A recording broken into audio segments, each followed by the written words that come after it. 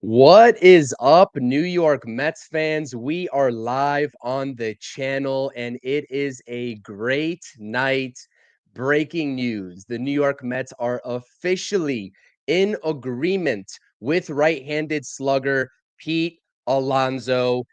The polar bear is back, ladies and gentlemen. The polar bear is back. Let's go. It's a 2-year deal to come back to Queens worth $27 million AAV. It's $54 million total.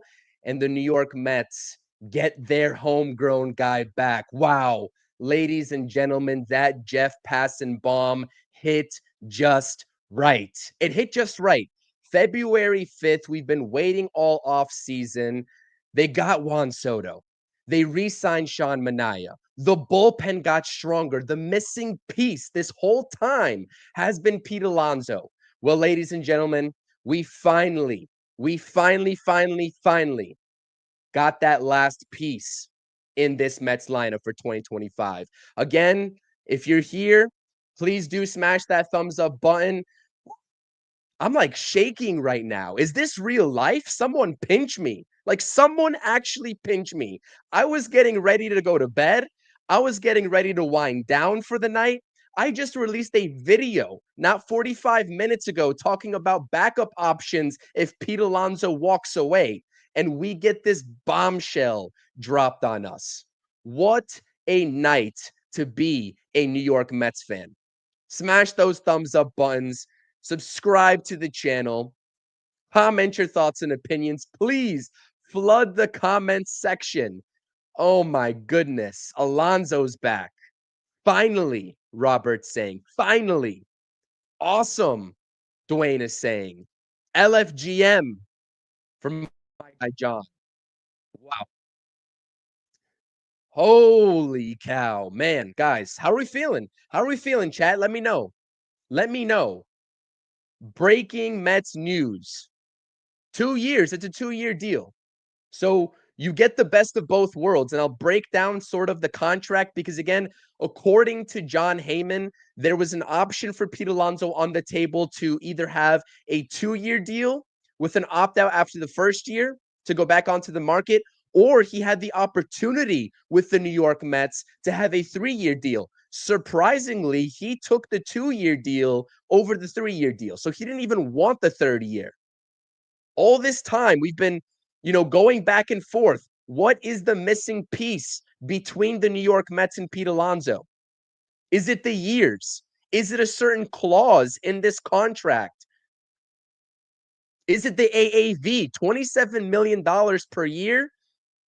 We were speculating if it was going to be 24, 25, 26. Were the Mets going to up their offer? And now we have it. 2 years, $54 million for Pete Alonso to come back to Queens and play first base. Mark Vientos gets to stay at third base. And now, presumably, ladies and gentlemen, you have the polar bear Pete Alonso hitting behind Juan Soto in your 2025 everyday lineup. Salute to the chat. Hopefully the audio is okay. I know my microphone has been giving me a little bit of issues recently, but again, I'm still getting over a little bit of sickness here, but wow, this really just revitalized me. This re-energized me. LFGM is absolutely correct. LFGM. I'm feeling great, Cope. I'm feeling great. The stash is gone and I feel great, Jay. How are you all feeling? Steve saying smart signing 1 year would be better, but only 2 years of this mess. Yes, there are a certain, section. There's a certain section of this fan base that didn't want to see Pete Alonso back again.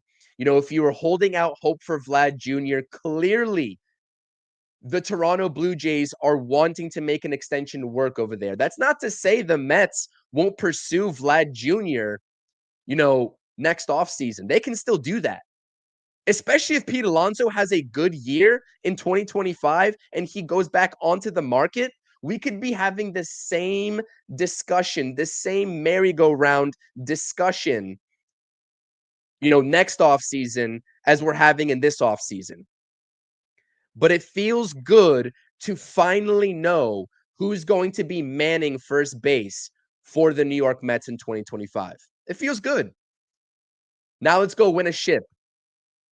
It's about damn time. Yeah, keep smashing those thumbs up buttons, everybody. Keep smashing those thumbs up buttons. All right, good. My audio's okay. Again, I just like sprung up from my couch as soon as this news dropped, and I was like, go live. We're going live. So, what a time. What a time in Queens. It's over. The Pete Alonso saga is over. Muhammad is saying, about time. Welcome back, Big Pete. Big Pete. Salute to the chat. Y'all are the best. Salute to the chat. We are celebrating right here on the True Mets Talk podcast. If you're new, these are the types of streams we do. We break news, we celebrate together. This was long awaited. So let's take a look at this right here in a hypothetical lineup.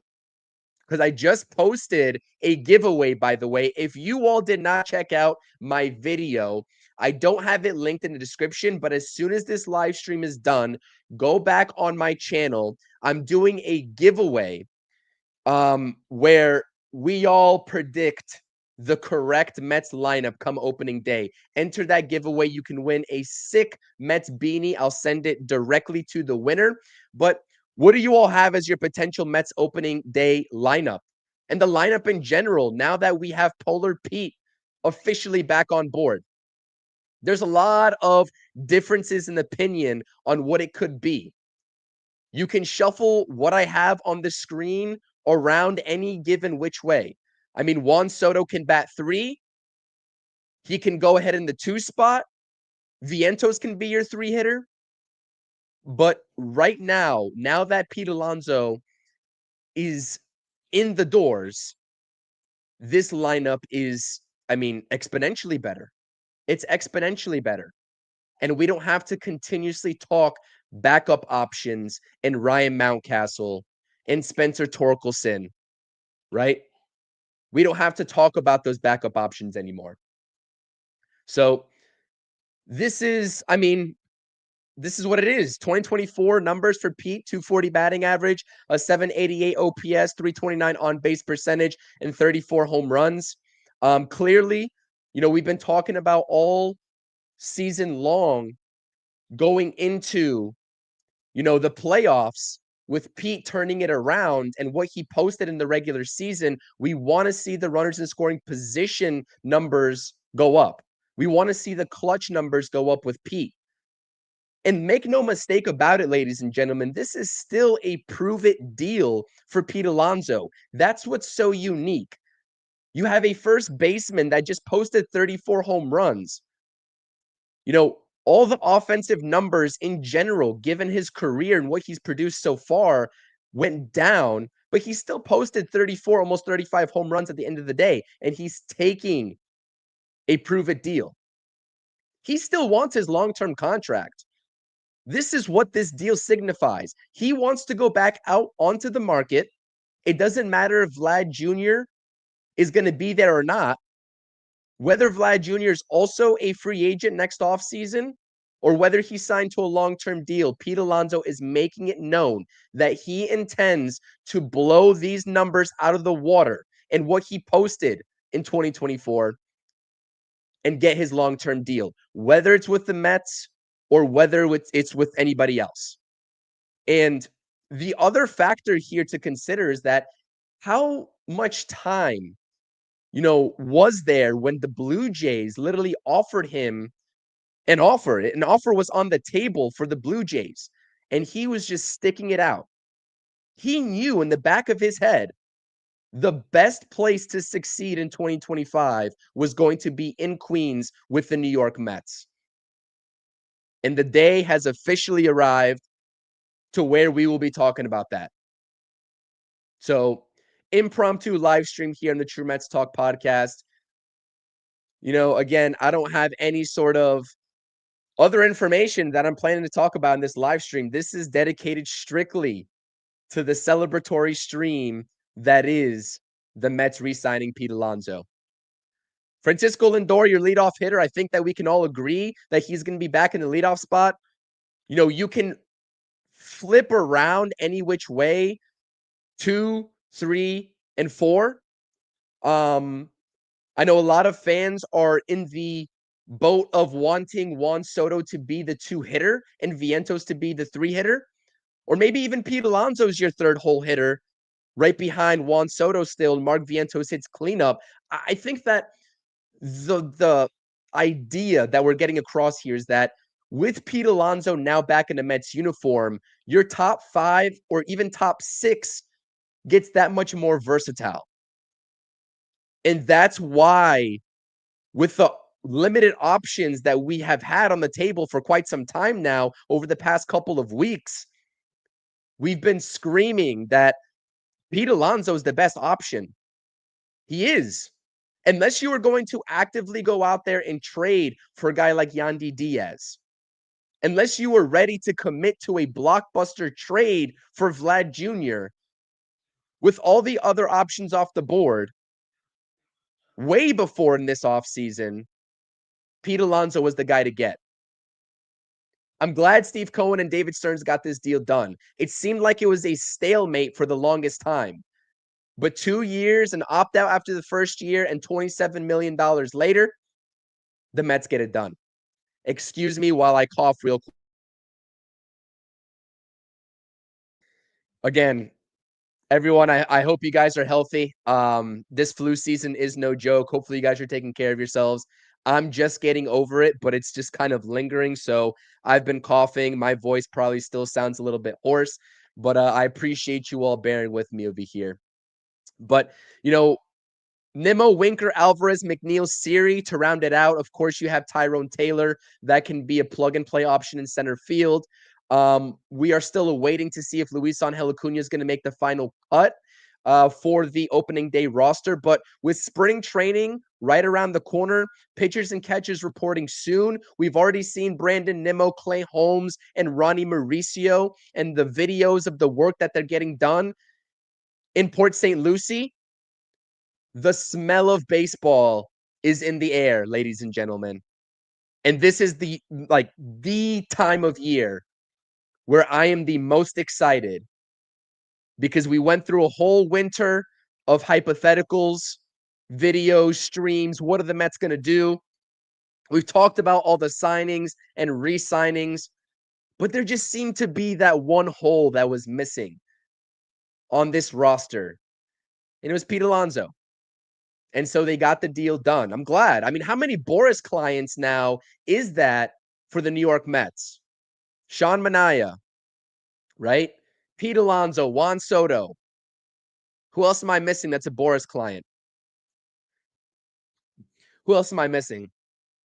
Anyways, I'm sure I'm missing a few, but do the Mets have one more Boris client signing up their sleeve? And clearly that's Jose Iglesias. And I'll be talking about Jose Iglesias in a different video, different stream. I'm sure in our next Mets Hot Stove Live, we're going to be talking about Jose Iglesias. Is he really going to be the cherry on top of this offseason? Because, we've been talking about where this Mets luxury tax payroll is at and has been at for the past couple of weeks. It's been floating just around, 298, give or take, $1 million. And so clearly, if they were serious about re-signing Pete Alonso, which I always thought they were, Andy Martino put the report out there a couple weeks ago. Oh, they're pivoting to plan B options. Jesse Winker, Sean Manaea, AJ Minter. Those are the backup options. No, they weren't. Those were never plan B options. They were always still in on Pete Alonso. They were always still in on Pete Alonso. But yeah, I'm excited, guys. I'm really excited. Oh, my guy Rob is here. My guy Rob is here. Hold on one second. Should we get Rob up here? Hold on, Rob. I think Rob has the link here. Let me see if he doesn't. Let's see. Rob didn't respond to me when I Had him on. Let's see.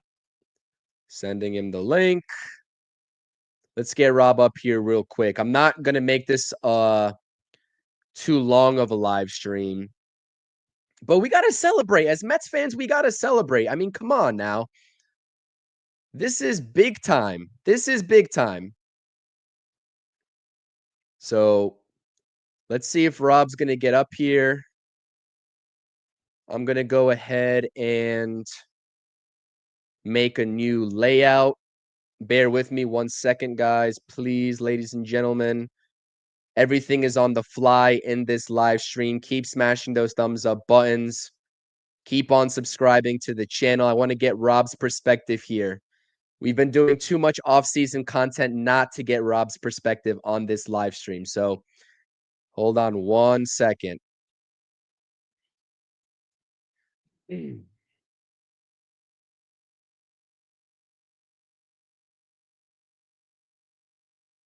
Oh, there goes Rob. All right, we got Rob here.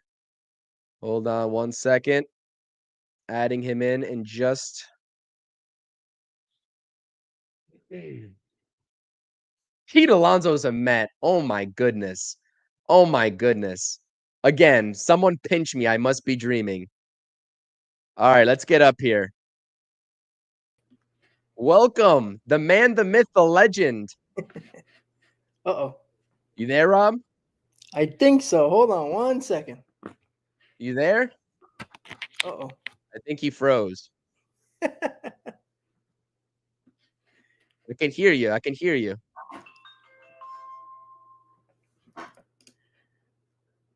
All right. All right, there we go. You're good. All right. What's up, man? How are we feeling? Pete's a Met. I was sleeping. Oh, man. Like, I don't even know what's going on. I'm like, what are we getting? Like 10 years, $150 million? I don't know. What's going on? No, talk to me, man. How are we feeling? Just raw emotions, waking up from your slumber. Pete Alonso's a Met. You're in here now. What's going on? Yeah, so what was it? 2 years, $54 million? 2 years, $54 million, opt out after the 2025 season. He did, according to John Heyman, have an option for a 3-year deal, but he chose the 2-year deal instead. So that kind of threw me in for a loop. I don't know. I have no idea what. I don't even know. You know what it is? I just felt like he wanted to see. So was the 3-year deal a little bit more money, or was it a little less money? Dude, I don't know. We're doing this on the fly. Let me go ahead and check my Twitter timeline because there's so many details. Like all the details just start trickling in. And apparently Jericho Sims, the Wizards. Oh my goodness. The Knicks just made a trade too. All right, that's for a different stream. Sorry about that, dude. There's so much going on, man. The Knicks are making a trade. Pete Alonso's a Met. Okay, so in the end, Alonso is choosing between $54 million for 2 years and $71 million for 3 years. He took the shorter deal, betting on himself with the higher first-year pay, $30 million. So he's making 30 for the first year, according to that. Well, all right. Listen, it's the Juan Soto and Pete Alonso offseason finally on February 5th. That's all I can say. It is what it is at this point. You know, $30 million is a lot, but again, it's basically a 1-year deal. If he has a bad season, he won't opt out. The Mets are not obligated for 7 years, 5 years, even 3 years. So if he has a season like last year, he'll definitely, probably be a Met for 2026. And, what is he going to get? Another $27 million. So it's not crazy money. Again, we all wanted a short-term deal from Pete Alonso from all my fun times talking about him. And somebody in the chat, I don't know who said it, but they said, it wouldn't be the same if Rob wouldn't be, ragging on Pete Alonso. And, I get to do that again, just in case. But again, listen, this is a set lineup. And I know you just did a I think he did a video earlier today in regards to the lineup, right? You did a I just lineup. had it up here too before you joined. I just had it up here. Yeah. Yeah, and you had Pete Alonso in there, and it just it looks better, right? It fits the lineup perfectly. And listen, it really doesn't matter what he got paid, how many years. It really didn't matter. We wanted it over with, but it makes the lineup better, right? When you look at the top four, how many top fours in baseball can you say is better, right? Every one of them is a 30 home run guy, at least. And that's where we are at this point.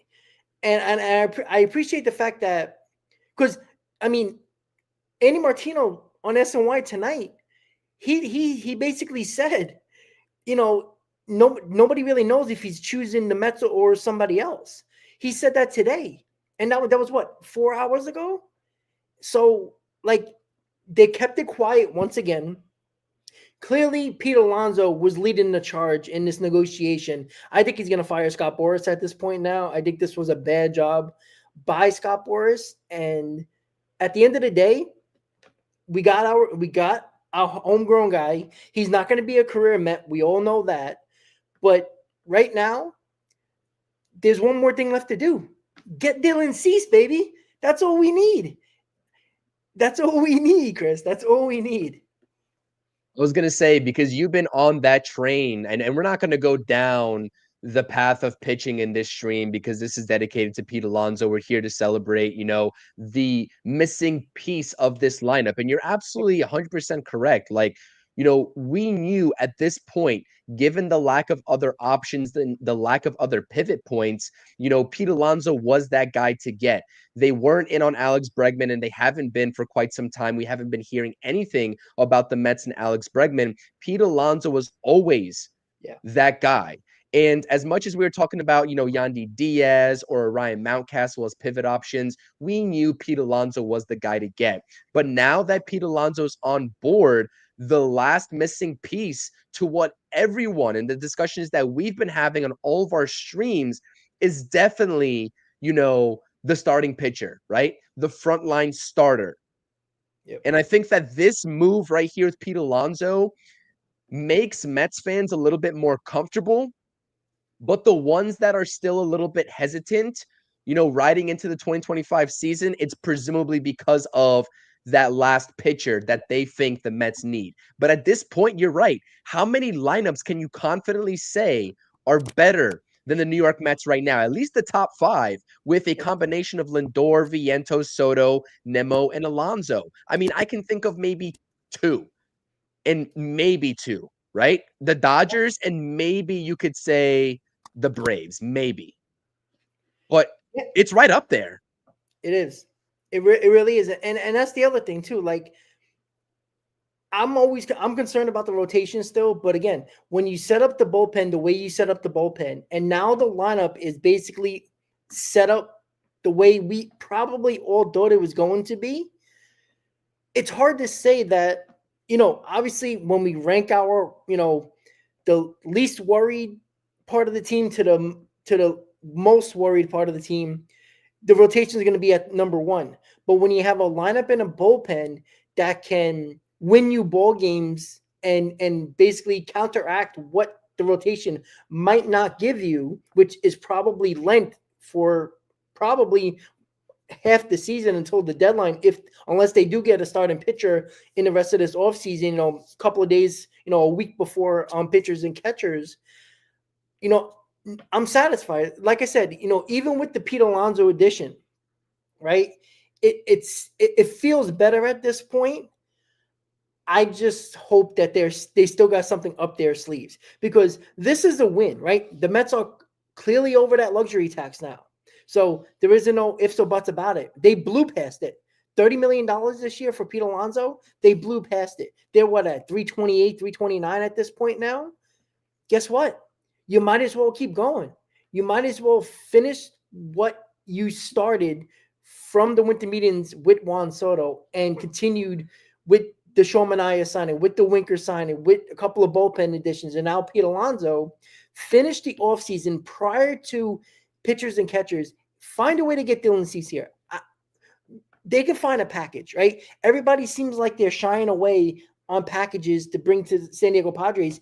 Give them something fair but aggressive and finish the offseason and stamp that A plus of approval for the offseason. And then you go into the season and now you basically have a team where most of us will probably feel confident that we have a really good chance of being real contenders for this season. And that's where we are right now. Pete Alonso is the next step in that process. But getting that pitcher, oh man, it's going to be fun. But man, look at that possible opening day lineup. Now I True know we that. always disagree on the lineup, but it looks sexy regardless of how we put it. I was just gonna say, what like with you right here on this stream, I needed to put this up side by side next to us. Clearly, I talked about the 2024 numbers with Pete. We've talked about the clutch numbers or lack thereof, especially with runners in scoring position for 2024. We need that to go up. And I was also touching on the fact that this is this type of deal, right? Just to get you all the full synopsis of this deal. 2 years, opt out after the first, $54 million total. 30 million for the first year, 24 for the second year. But that's $27 million AAV pretty much, right?